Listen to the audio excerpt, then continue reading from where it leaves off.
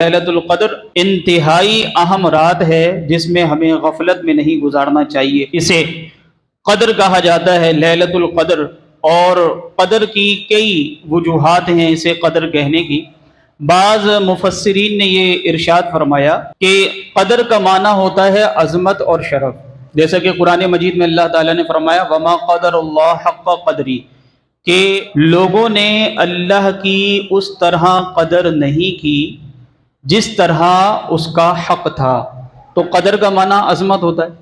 تو لوگوں نے اللہ تبارک و تعالیٰ کی قدر نہیں کی، یعنی اس کی عظمت کو گویا نہیں پہچانا۔ تو ليلۃ القدر کو بھی ليلۃ القدر اس لیے کہا جاتا ہے کہ اس میں جو عبادت کرتے ہیں ان کی قدر اللہ کی بارگاہ کے اندر بہت بلند ہو جاتی ہے،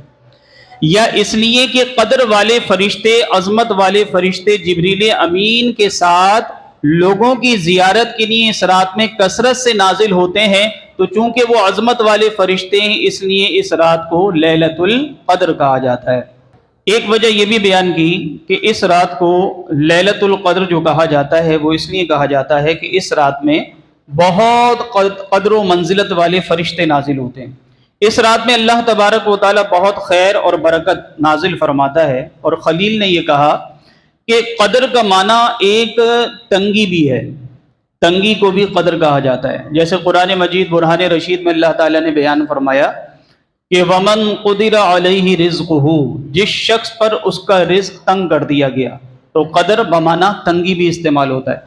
تو اب ليلۃ القدر کو ليلۃ القدر کیوں کہتے ہیں، تنگی کی رات کیوں کہتے ہیں؟ اس لیے کہتے ہیں کہ آسمان سے اتنی کثیر تعداد میں فرشتے دنیا میں اہل ایمان کے پاس نازل ہوتے ہیں اور ان کی عبادت کو ملاحظہ کرتے ہیں کہ دنیا کا کوئی چپا جو ہے وہ ان کے نزول سے گویا خالی نہیں رہتا، اور زمین ان کے نزول کے وقت میں تنگ ہو جاتی ہے، اس لیے اس کو ليلۃ القدر کہتے ہیں، یعنی تنگی کی رات، کہ فرشتے اتنی کثرت کے ساتھ نازل ہوئے کہ ان کے لیے زمین تنگ ہو گئی۔